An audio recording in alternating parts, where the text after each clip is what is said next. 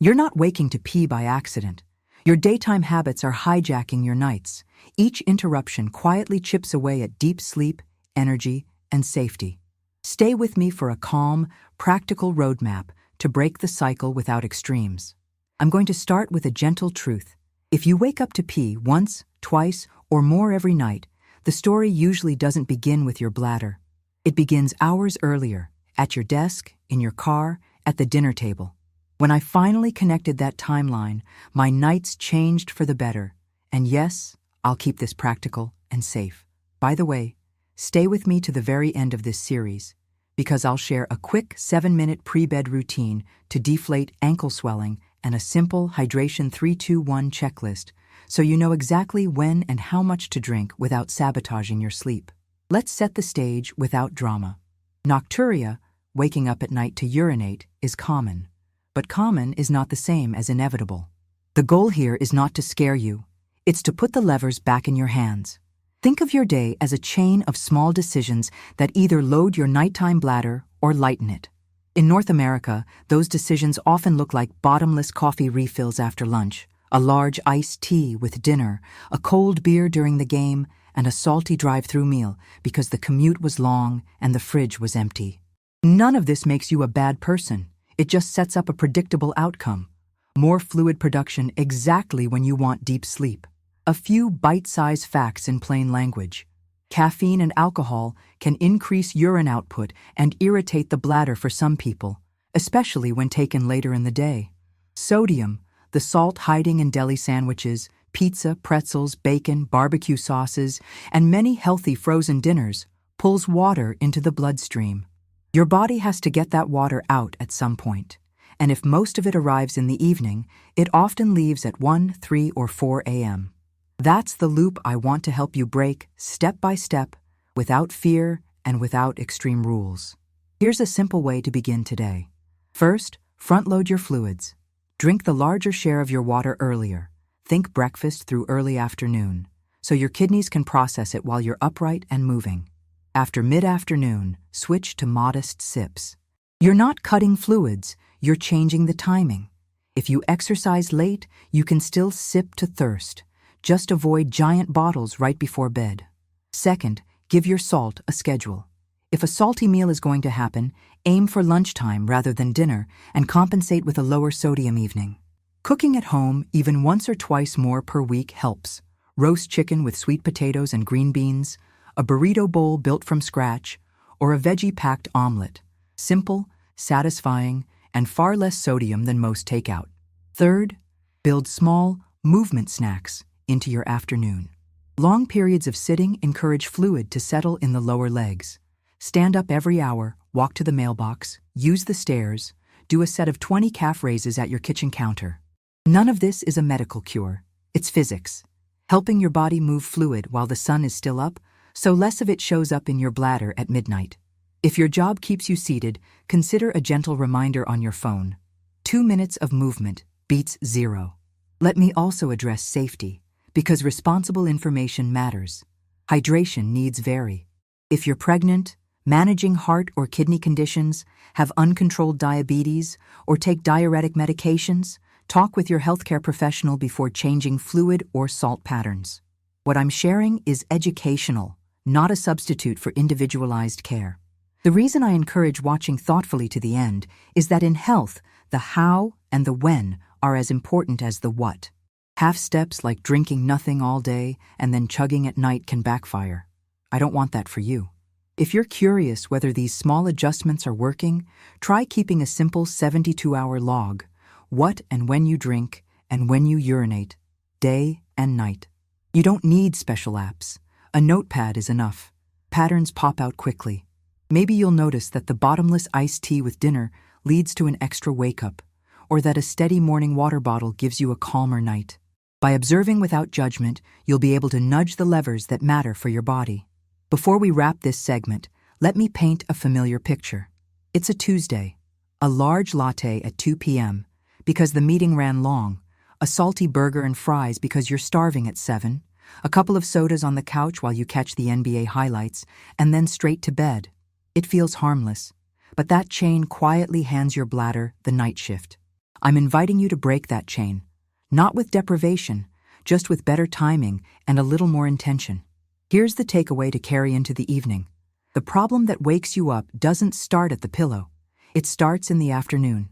Shift the timing of fluids, ease up on late-day caffeine and alcohol, and bring your salt earlier or lower it altogether at night. These are small, repeatable actions that respect your body's rhythms and, importantly, keep you safe. We're about to explore a strategy that many people overlook, and yet it's incredibly practical. How to move fluid out of your legs before you lie down so your bladder isn't overwhelmed after midnight. The next tip is one of the most important, and ignoring it may not only limit your results, but could also lead to unwanted side effects like cramps or dizziness from over-restriction. I'll explain everything calmly and clearly so you can act with confidence. You and I just shifted the timeline of your day. More fluids earlier, calmer evenings, less late caffeine, a friendlier salt pattern. Now let's go one layer deeper and redirect where that fluid sits. Picture your legs as honest reservoirs. During long stretches of sitting or standing, commute, desk, kitchen line, or that well-deserved couch time, gravity invites water to settle around the ankles and calves. Nothing dramatic, just a slow, quiet pooling. When you finally lie down, that fluid returns to circulation, your kidneys filter it, and your bladder politely asks for a midnight meeting. The trick is to move part of that water before your head hits the pillow. I like simple, non-extreme steps. About 2 to 3 hours before bedtime, set aside 25 to 45 minutes for gentle leg elevation. Lie back on the sofa or bed, place your calves on a stack of pillows so your ankles rest slightly above your heart, and let your breathing slow. You're not trying to drain your body. You're helping it redistribute evenly. While you're there, add a short menu of motions. 30-50 ankle pumps, toes toward you, then away. 2 sets of 15-20 slow calf squeezes, contract and release, and 10 knee-to-chest hugs per side if your back allows. These movements act like a quiet pump, nudging fluid back toward the core without strain.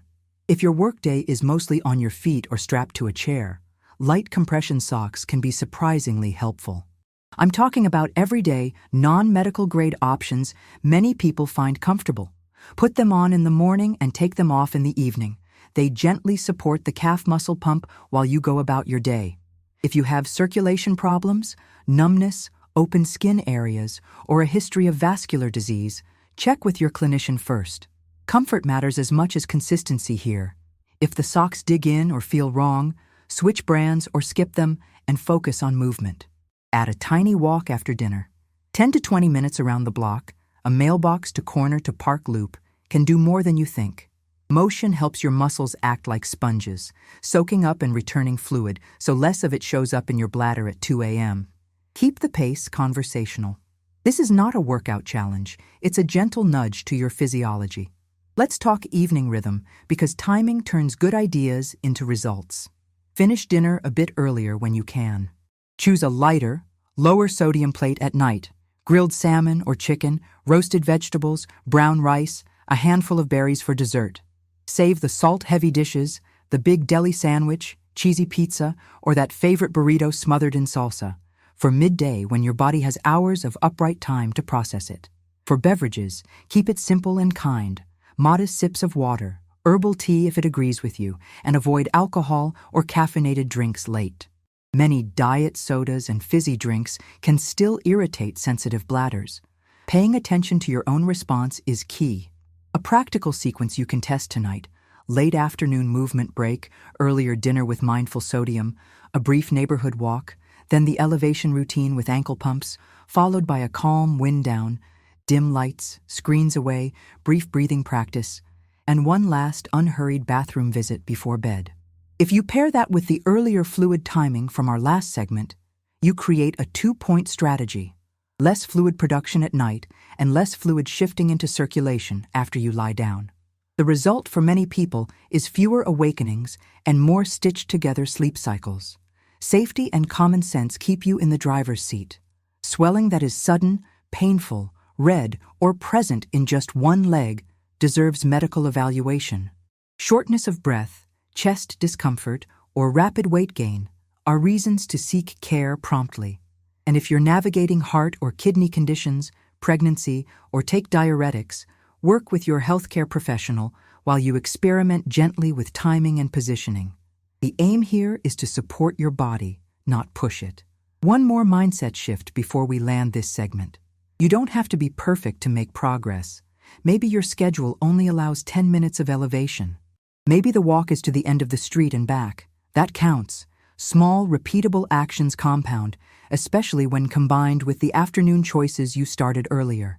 And keep the tone kind with yourself. This is education, not a test. So here's your mini climax for tonight. When you make gravity your ally before you lie down, your bladder stops working overtime after midnight. Move a little, elevate a little, and keep the evening simple. You'll likely notice a quieter night within a few tries.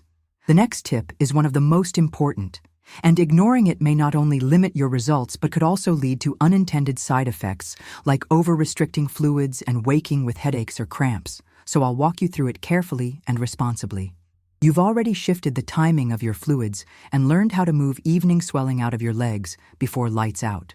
Now I want to show you a factor that quietly drives nighttime bathroom trips even when your daytime routine is on point: the way you breathe while you sleep. Many people assume nocturia is a bladder-only issue. Sometimes it is. But in a lot of households, the real trigger is disturbed breathing, especially loud snoring with brief pauses, mouth breathing, or restless, fragmented sleep. When breathing becomes stop and start, your body releases signals that tell the kidneys to offload water and sodium. Translation: more urine, more wake-ups. Here's a calm, practical way to explore this without self-diagnosing or getting overwhelmed. Start by observing, not judging. Do you wake with a dry mouth or a scratchy throat? Morning headaches? Do you feel unusually sleepy during the day despite what should be enough hours in bed? Has anyone noticed you snore, gasp, or seem to pause for a moment and then snort? These are hints that your airflow might be compromised at night. They're not proof of a condition. They're breadcrumbs you can take to a qualified clinician who can guide proper testing if it's appropriate for you. Meanwhile, you can make your nights friendlier to your airways with simple, non-extreme choices. Keep alcohol and sedating medications away from bedtime unless they're medically necessary and prescribed. They can relax throat muscles and destabilize breathing. Aim for consistent sleep and wake times, because a steady rhythm helps your body regulate the muscles that maintain an open airway. If nasal stuffiness is part of your life, common with seasonal allergies or dry, heated winter air, try a gentle saline rinse or a brief, steamy shower in the evening. Then keep your bedroom air slightly humid, but not muggy. Side sleeping with a supportive pillow can reduce snoring for some people. If you're a natural back sleeper, experiment with a small pillow under your knees to keep your jaw relaxed and your neck neutral. A short evening airway tidy-up can become a habit. Clear the nose with saline, sip a little water, not a big glass. Do 3 slow minutes of diaphragmatic breathing, then a quiet wind down with low light and no screens. None of this replaces professional care. It simply gives your body a better setup. If you've tried these basics and still wake repeatedly, consider a conversation with your healthcare professional about a formal sleep evaluation. Modern sleep testing can be done in a lab or at home when appropriate, and treatment options range from tailored oral appliances to positive airway pressure devices and lifestyle changes such as weight management and nasal therapies. Always individualized, always supervised. Why does this matter for nighttime bathroom trips?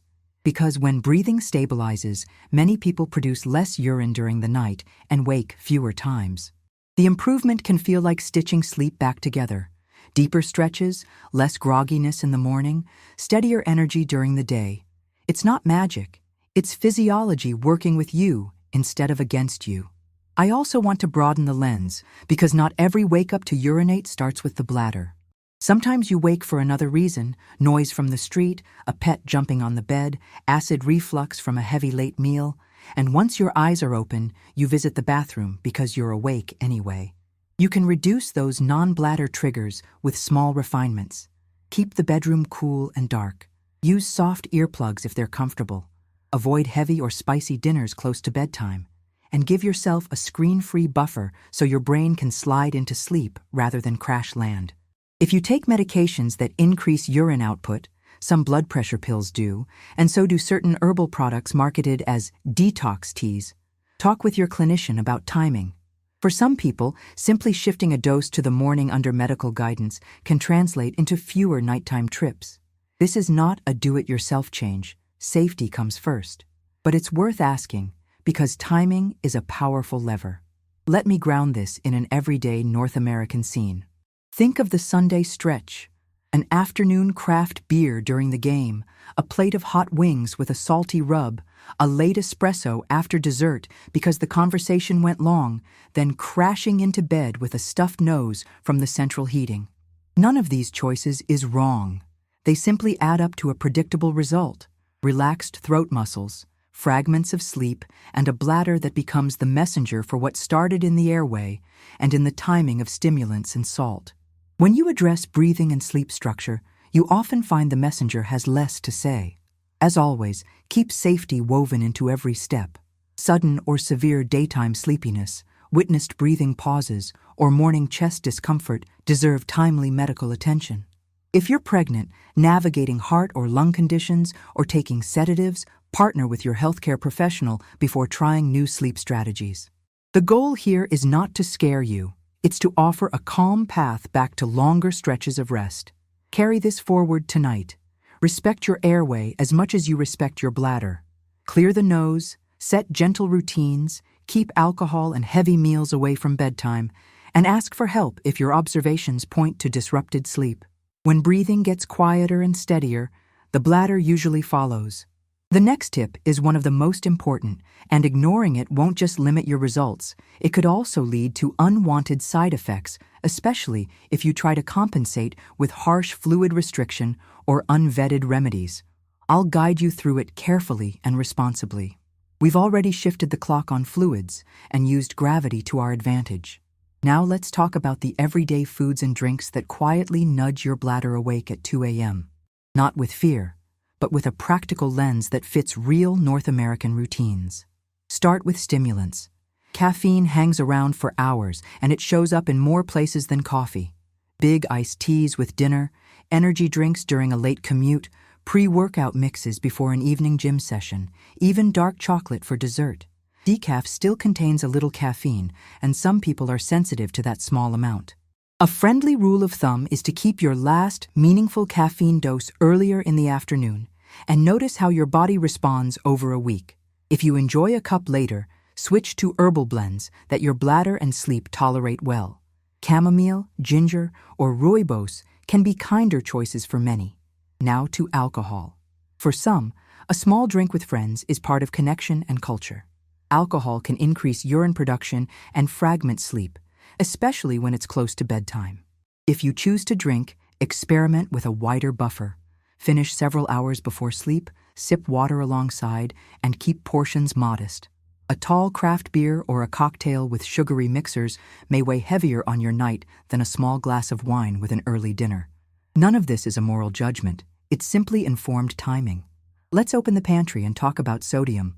Salt is woven into the modern food supply.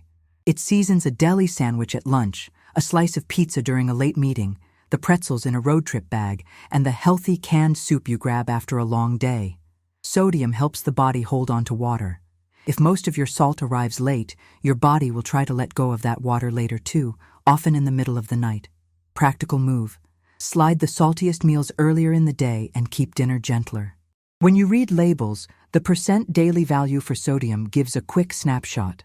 Lower numbers mean an easier night. Cooking simple dinners at home even twice a week can make a noticeable difference.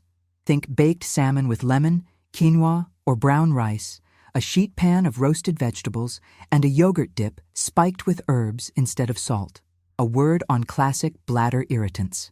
Not everyone reacts to the same triggers, but some patterns appear often.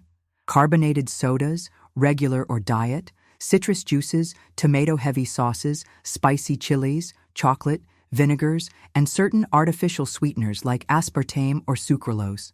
Instead of banning everything, try a gentle experiment. For 7 days, put the usual suspects on pause in the evening and keep notes. If your nights calm down, reintroduce one item at a time to see what truly matters for you. Personalization beats blanket rules. Here's a realistic day that respects both work and sleep. Late morning, enjoy your coffee and regular water intake. Lunch. If it's the big meal, a hearty burrito bowl, a loaded turkey club, or leftover pizza. Accept that it's saltier and let the afternoon be your processing time. Walk breaks, stairs instead of elevators, lots of upright hours. Late afternoon, scale back caffeine, switch to water sips. Consider a piece of fruit or a handful of nuts instead of a second energy drink. Dinner. Keep it lighter on salt and spice. Swap the bottled soda for sparkling water if carbonation doesn't bother you. Or better yet, flat water with a squeeze of orange for aroma. Evening wind down.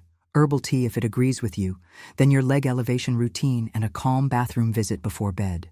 If you're used to North American convenience foods, small upgrades go a long way. Choose lower sodium broths and skip an extra seasoning packet. Rinse canned beans and corn to wash off some surface salt. Build fast sheet pan meals where olive oil, garlic, black pepper, smoked paprika, and citrus zest carry flavor without relying on heavy salt. Keep a jar of no-salt spice blends on the counter. You'll use them if they're visible. And if takeout is the night's plan, choose steamed, grilled, or baked options over fried and ask for sauces on the side. None of this demands perfection. The goal is a gentler evening workload for your body. Safety matters. Do not over-restrict fluids in an effort to win the night. Dehydration can cause dizziness, headaches, and constipation. If you exercise in hot weather, you'll need thoughtful rehydration earlier in the day. If you take diuretics or manage heart, kidney, or metabolic conditions, partner with your healthcare professional before changing fluid or salt patterns. Educational guidance works best when it's tailored to your body and your medications. Carry this mindset into your kitchen and your commute. Your bladder is not the enemy. It's a reliable messenger.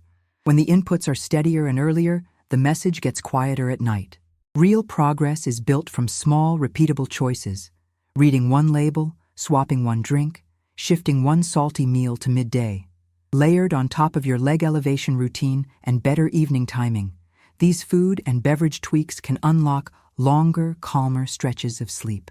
Let's land with something memorable. Your night begins in your grocery cart. If you curate it with care, earlier caffeine, lighter evening salt, fewer irritants after dusk, your body returns the favor after midnight. The next tip is one of the most important, and ignoring it won't just limit your results. It could also lead to unwanted side effects, especially if you try to compensate with drastic restrictions or untested remedies. I'll explain it with the same calm, practical tone so you can act confidently. You've tuned your evenings, you're using gravity in your favor, and you've made kinder choices with caffeine, alcohol, and salt. Now I want to hand you a tool that quietly exposes the real pattern driving your wake-ups. A simple 72-hour bladder and fluid log. 3 calm, ordinary days can reveal what guesswork never does. Think of it as low-tech detective work with high impact. Here's how to set it up without turning your life into a spreadsheet. Grab a small notebook or your notes app. For 3 consecutive days and nights, jot down 4 things. The time and rough amount you drink, water, coffee, tea, soda, beer, soup. The time you urinate and whether the amount felt small, moderate, or full. What you were doing beforehand. Long drive, gym session, late dinner, couch time. And any details that might matter. Leg swelling by evening, a salty meal, an energy drink at 5 p.m., a fizzy diet soda with a burger, a restless night with a snoring partner, or a pet hopping on the bed.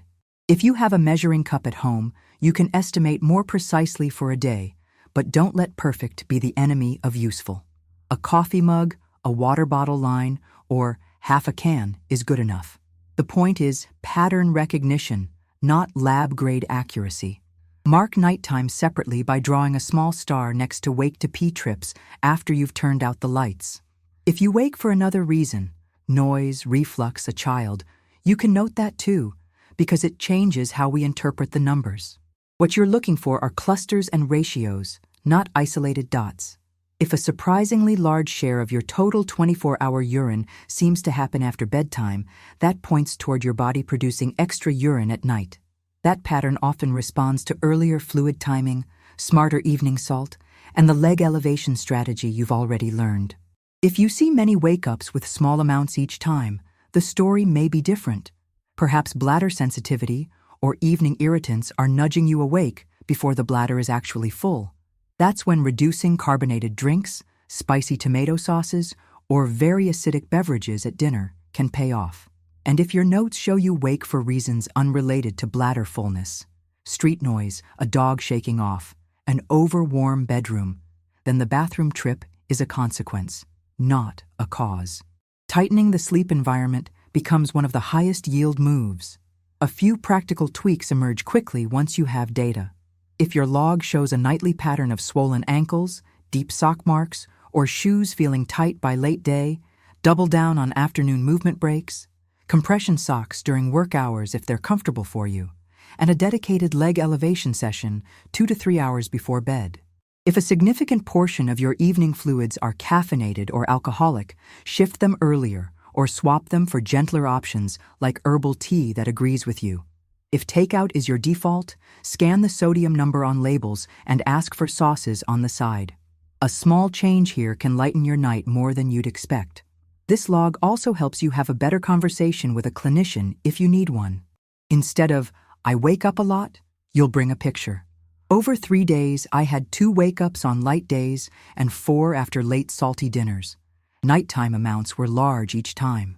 That kind of clarity supports safer decisions, like whether a medication's timing should be adjusted, whether allergy care might help, or whether a formal sleep assessment is worth exploring.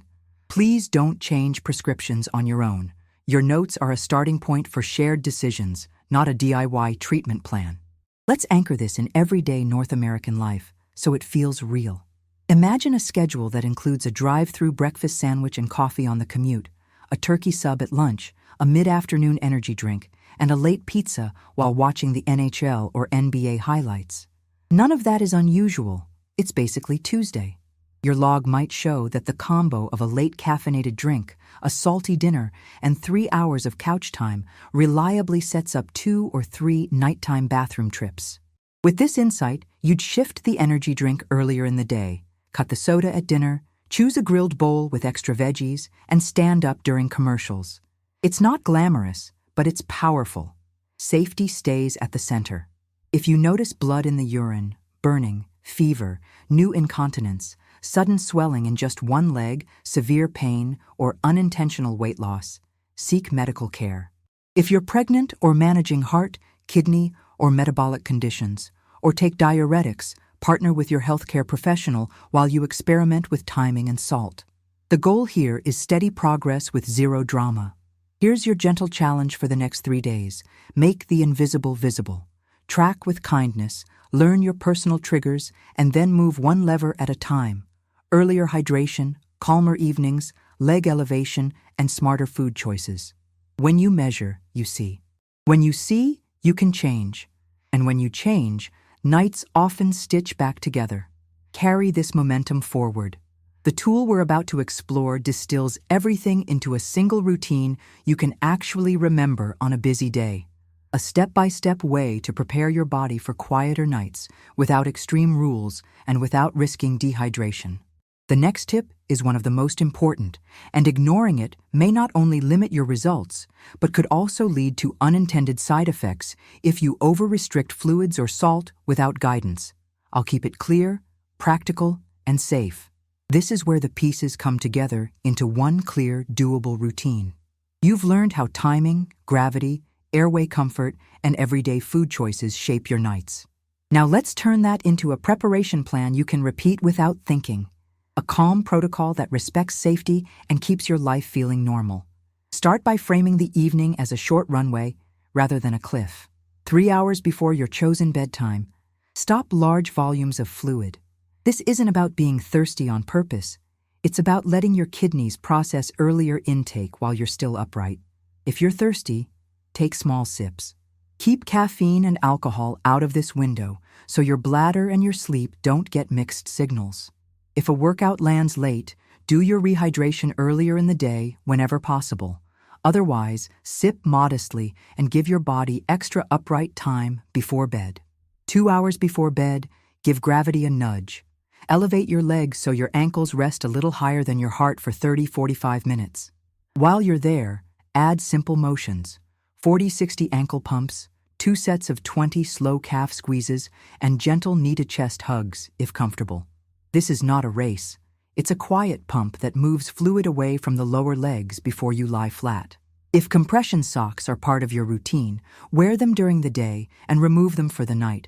They're most helpful while you're upright. Pair this with a light, lower-sodium dinner if you haven't eaten yet.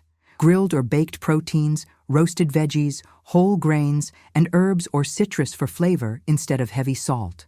1 hour before bed, shift from doing to allowing. Dim the lights, step away from bright screens, and do a short wind down. 3 to 5 minutes of slow, diaphragmatic breathing, a bit of gentle stretching, and an unhurried bathroom visit. Keep the bedroom cool and dark, and if you've noticed snoring or mouth breathing, make the airway friendlier. Nasal saline, side sleeping, and a pillow that keeps your head and neck neutral. These small steps lower the chance that your bladder gets involved in a wake-up that starts for another reason. Here's the quick reference, Hydration 3-2-1 checklist people find easy to remember. 3. Aim to drink most of your fluids from breakfast through mid-afternoon. 2. In the 2 hours after work, prefer modest sips and avoid back-to-back caffeinated drinks or alcohol. 1. In the last hour, keep liquids light and focus on wind down instead. This is flexible, not rigid. Hot weather, physical jobs, and exercise need smarter, earlier hydration. The point is timing, not perfection. You also asked for a practical bonus, and I want to deliver exactly what I promised. A 7-minute pre-bed routine that gently pre-drains the lower legs. Lie down, elevate your calves, and set a timer. Minute 1 to 2, ankle pumps, heels down, toes toward you, then away, steady and comfortable. Minute 3 to 4, calf squeezes, contract the muscles, hold 1 breath, then release. Minute 5, gentle knee to chest on the right, then left, keeping breathing slow. Minute 6-7, diaphragmatic breathing. 1 hand on the belly, inhale through the nose for a count of 4, exhale softly for a count of 6. Sit up slowly afterward to avoid dizziness. If anything feels off, numbness, pain, unusual swelling, stop and check in with your clinician. Layered on top of this is a simple morning start to keep the day on your side. Put on compression socks if they're comfortable and recommended for you. Pour a glass of water with breakfast and take a brief walk after you eat. 5 to 10 minutes is enough to wake up your circulation. If you enjoy coffee, savor it earlier rather than late. Build your lunch with real foods, leftover roasted chicken, beans, whole grains, a big scoop of vegetables, and keep the saltiest sauces or snacks away from the evening. These are small, repeatable habits that make the nighttime routine more effective without adding complexity. Let's keep safety at the center. Do not over-restrict fluids in an effort to chase perfect sleep. Dehydration can cause headaches, cramps, and constipation. If you manage heart, kidney, or metabolic conditions, are pregnant, or take diuretics or sleep medications, partner with your healthcare professional as you adjust timing. New or worrisome symptoms, blood in the urine, fever, severe pain, sudden one-sided leg swelling, breathlessness, deserve timely care. Education works best when it's careful and personalized. What you can expect with consistent practice is not a miracle, but a trend. Fewer wake-ups, longer stretches of sleep stitched together, steadier mornings, and more energy for the parts of life you actually care about. I've seen these small levers change the texture of a week. More patience at work, safer midnight bathroom trips, fewer stumbles, clearer focus. Your bladder isn't the enemy, it's information. When you prepare your body on purpose, the message quiets down. I want to leave you with encouragement. You don't need perfection, you need a workable rhythm. Choose a bedtime, set your 3-2-1 runway, move fluid out of your legs before you lie down, keep the airway friendly, and bring a calmer plate to dinner. Track a few days if you're curious, and celebrate every small win. A single uninterrupted sleep cycle is a meaningful victory. If this guidance helped you, consider sharing it with someone who wakes tired, tapping like, or subscribing so we can keep building a community that values sleep, safety, and practical health skills. The next tip is one of the most important, and ignoring it may not only limit your results, but also risk unwanted side effects if you try to push too hard or change medications without guidance. I'll continue to explain with a calm, informed approach so you can act confidently.